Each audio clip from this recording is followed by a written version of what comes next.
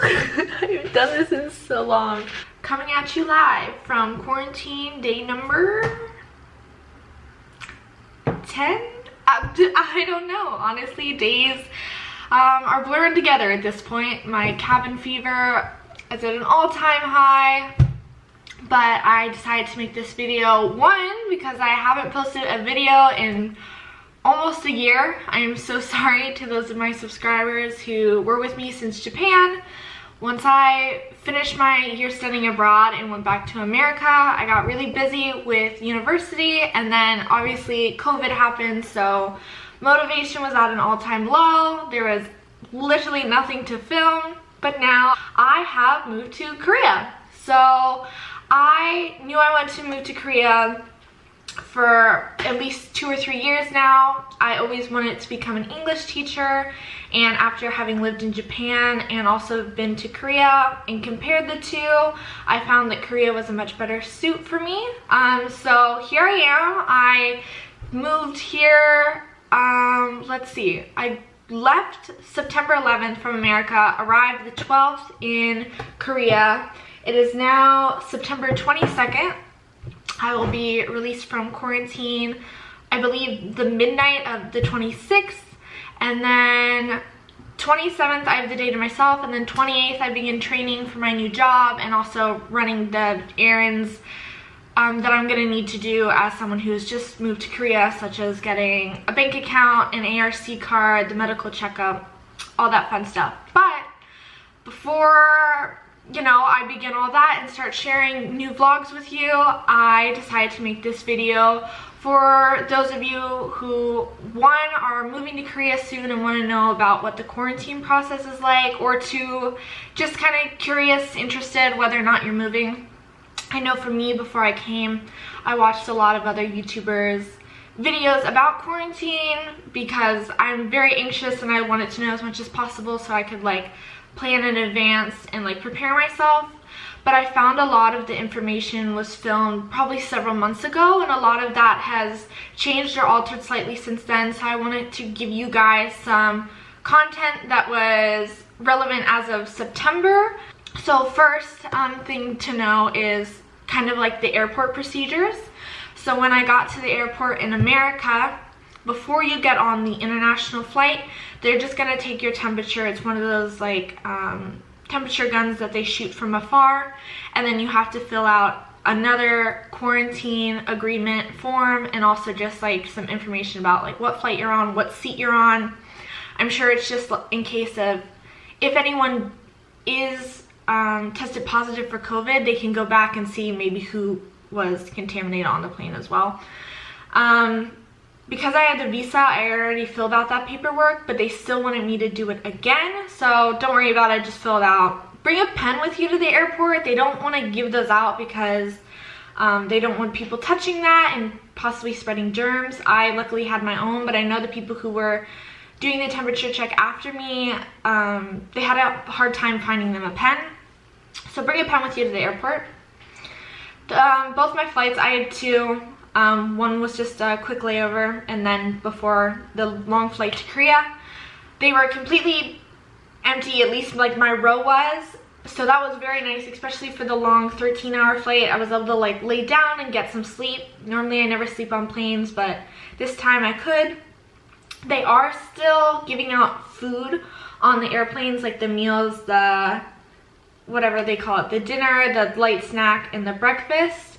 So you are allowed to take your mask off at that point, but other than that, they are very serious about you keeping your mask on at all times, which I really appreciate it. There was even a man who had it on, but of course had it where it wasn't covering his nose, and they immediately, one of the flight attendants was like, "Sir, it needs to be covering both your mouth and your nose." And then right after she did that, they also had an announcement over the entire flight that said, this entire flight you need to have your mask on and have it on properly. When you get to the airport, one of the first things they have you do is download the self-quarantine app. So what that does is every day, twice a day, you have to log your temperature, and then there's 3 different symptoms that you have to say yes or no, whether you have cough, fever, and I forget what the other one is. but they're all things related to COVID. It's very easy to fill out, it takes like a minute. And it also tracks your location. This is what the app looks like. It's this little blue one right here that looks like a house. I had downloaded one before I got on the plane. I flew with Delta, and they had suggested that I download the app, so I did. Then when I got there, it wasn't the right one. So they used the airport Wi-Fi in order to have me download it. And they had me put in my phone number, my employer's phone number, and some other information. For those of you who do not have a Korean phone number, they are going to want to call you right then on the spot. So you'll have to get a SIM card. In my case, this was honestly a nightmare. So in that zone where they're having you download that app and they're going to call you and make sure it works, there was only one option for a SIM card or a phone company. So I go over to the girl and I said, hey, I need a SIM card. Explain the whole thing. Of course she knew, because that's what everyone's getting. They were not offering SIM cards that had both voice and data. They were only offering data SIMs. And normally that would be fine for me. The entire time I was in Japan, I had no phone. But here in Korea, just because of this app, you do need a phone number. So she said, we're offering where you can rent a phone, and that's the only way to get both voice and the data. So I am currently in possession of two phones. They required a 450,000 won deposit, which roughly equated to, I think, $380 USD deposit for this phone, and then I'm also getting charged $3 every day to use it. I honestly don't recommend it. It's been a nightmare. I'll get into that. But on the other hand, there was no other option for me at that point. There was only that one booth. Once I got out of all the customs and all the paperwork into the waiting zone for the bus at the airport, there was other options for SD cards. So maybe you could say to the person who's checking your app, I'll get a Korean phone number after I exit. But if they do require it then, I'm not really sure what advice to give you. That's why I went with this phone, is because I didn't really see another option. Okay, the two biggest issues I had with this phone are that first, in order to get my deposit back, I need to go back to the airport in order to return it or send it to them through the mail. Obviously, I'm not going back to the airport anytime soon, so that leaves me with the mail option. But after I get done with quarantine, my days are going to be really busy. I'm not sure when I'm going to have time to go to the post office. There is the potential, I don't think it's going to happen, but the potential that it could get lost in the mail and I will end up on the hook for this phone. I'm not sure how quickly they return the deposit afterward, because I'm not right there in order to get that receipt, that confirmation. So that uncertainty is my first concern. Second, when I downloaded the quarantine app, I downloaded it on my actual phone. So I needed internet constantly on my phone in order for them to track my location. I had set up the personal hotspot on this rental phone and it was working for a while, but I didn't know that if you stop using the internet on the phone that's connected to the hotspot for like over 2 hours, it automatically disconnects itself. So that night it was fine because I was texting my coworker to let her know, like, oh, hey, I just got to the bus, hey, I just got into my apartment, things like that. And then I watched TV for a little bit. Then when I fell asleep, because I wasn't on it for an extended period of time, it had disconnected. So when I woke up in the morning, I woke up to messages from the public official here in the city that I live, and she's like, hi, like, we see that you've disconnected from the app, this is a big concern, like, please turn your internet back on. And I panicked. I was like, I'm so sorry, like, I hope they don't think that I've tried to like sneak out or that I've broken protocol, because if they find out you have left your house in those 14 days of quarantine, you can be deported and actually be like, have your potential to come back to the country revoked. So it's like very serious. I was quite nervous. luckily the public official that I am assigned to, she's very lovely. I explained the situation to her, she understood. So now, for the first, I believe like 5 days of quarantine, I had to set an alarm when I slept. So every 2 hours it would wake me up and I'd have to do something on the internet in order to keep them connected. Just a big stress, did not enjoy it. Now luckily I found out that this apartment that I'm in has Wi-Fi, so I got a router and now I'm connected to the Wi-Fi, so it's been good. It's not disconnecting on its own anymore. But those are the two big issues I have with this phone. It does the job, but just keep those in mind. Okay, so now that the phone issue is out of the way, the next part that comes is how do you get to your housing?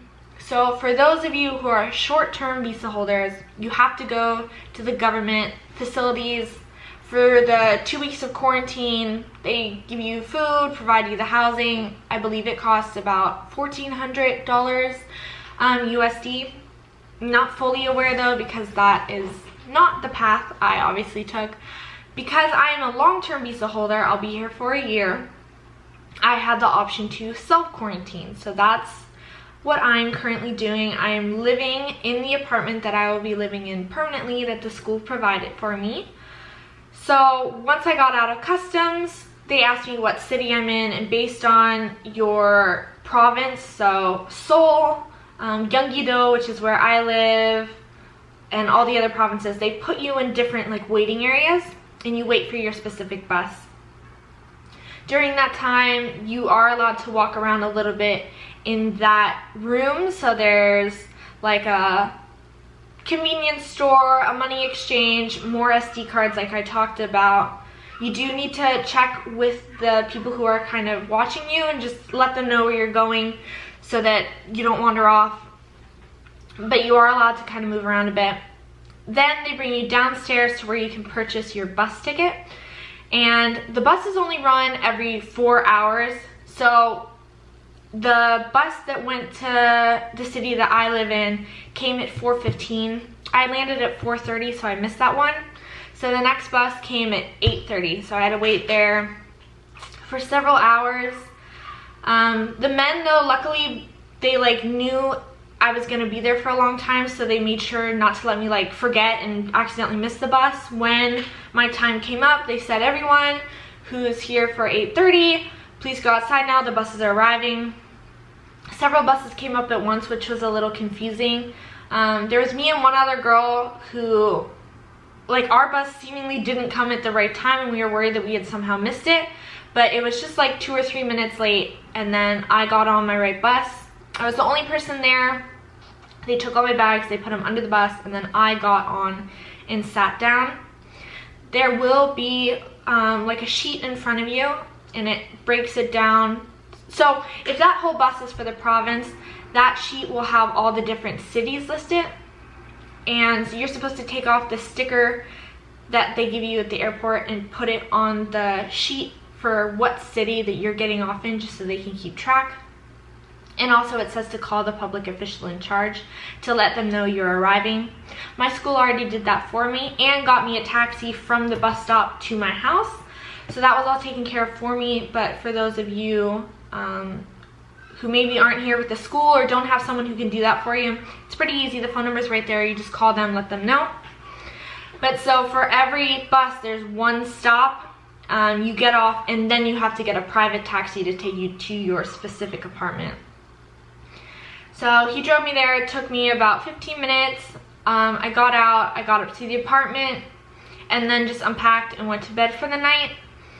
The next morning was when my quarantine officially started. So because I got in so late, I think I got to my apartment at 10 p.m. That's not considered a full day of quarantine. Your quarantine starts at midnight, so that next day was technically my first day of quarantine.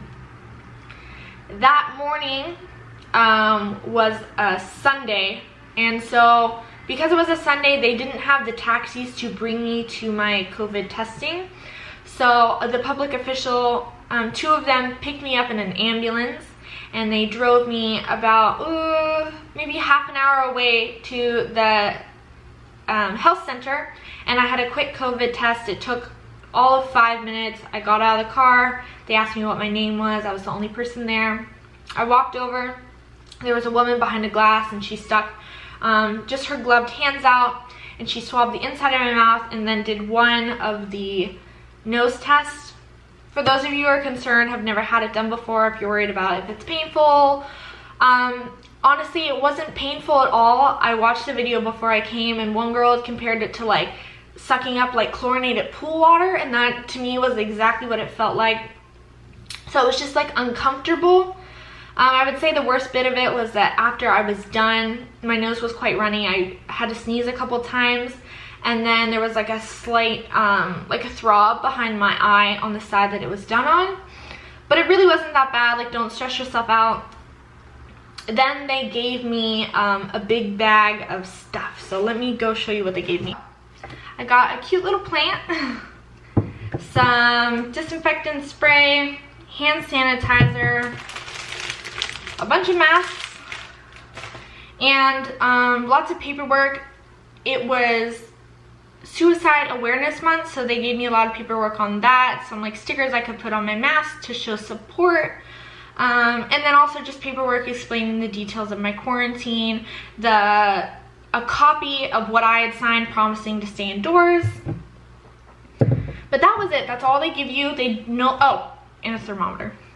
They no longer just give out food. So I know a lot of online, what I was watching, they were like, oh yeah, the food's free. They give you 2 weeks of food, tons of food, all that.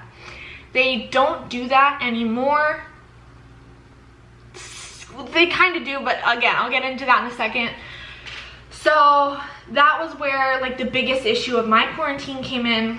So that first night, I wasn't hungry, I just fell asleep. Next day I woke up. When I got back from my test, my school had already told me that they weren't going to be providing food, the government, so that I would have to use delivery apps. Once I got back from my COVID testing, I started to download and try to use these delivery apps in order to get food, because that's when I started to get hungry.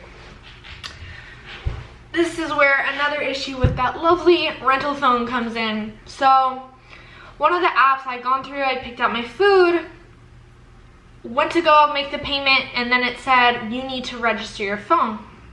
They had already had me put in the phone's number and sent me a code when I first signed up for the app, but then it wanted to do like a further confirmation that it was your phone. So it pulled up a screen that had wanted my full name on my passport, my date of birth, I believe my address, and the phone's number.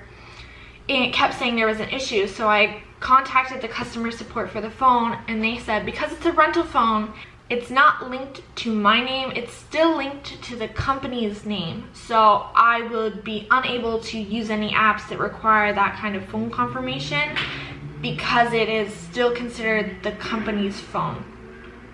So I tried a different app. That app didn't accept foreign credit cards. So I tried Kakao Pay. I was gonna add my phone or my credit card to Kakao Pay and then use Kakao Pay on the delivery app. Kakao Pay also needs one of those phone verifications. So that was out. So then I started to panic because I now hadn't eaten in many hours. I had only brought a couple bars with me and 1 bottle of water to the apartment. So I was eating those, so I wasn't completely like dying, but I was starting to get nervous because if this didn't work, how was I going to get food for those 2 weeks? And then finally I came upon Emart, which is an online delivery of like a grocery store. And that does have the option for foreign credit cards, and mine, I had to try 2 of mine. My first one didn't work, the second one did, thankfully. But because I had found that so late in the day, my food didn't come to the next day. So it actually took me 2 days before I was able to like really eat. But this is where the positive part comes in. So almost every day the government official calls me on that Korean phone number that I had to provide. And when she called me the first day, she said, hi, do you have any problems? Like, have you been able to find food? they want to make sure that you have everything that you need so that you're not tempted to leave the quarantine. And I explained to her the situation about the food, and thankfully she said, yes, we can provide you with food, and they brought over a ton of food the next day in addition to the delivery I ordered from Emart. So when I said that there is no food being delivered anymore, that means they're just not automatically giving it away to everyone, but in case you do need it, don't worry, you're not going to starve.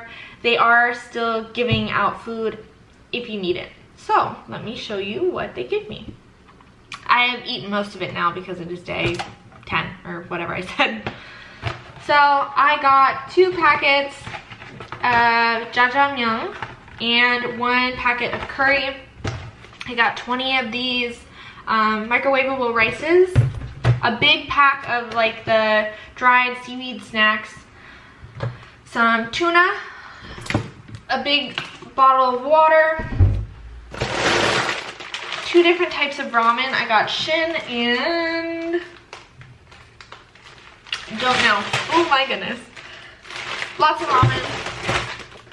2 of these bags of soup and something else. What was it? And 1 other thing. But it's been plenty of food. Surely enough to get you through 2 weeks, and if it's not, like I said, they'd probably give you another box. But that's about it. The plane ride, getting your SIM card, phone, your quarantine app, getting to your apartment, food. Other than that, it's up to you about how you want to spend quarantine. In the coming days, I might make another video about kind of what I do in a day to fill up my time. But it's pretty chill, you know, boring, but you can do it. It's not very hard, and it's surely worth it to be here. Okay, bye guys. If you have any comments, please leave them down below. I'd like to think that I'm pretty quick on answering them, but if you have something that's very urgent, feel free to message me on Instagram as well. I check that quite a bit. Okay, bye.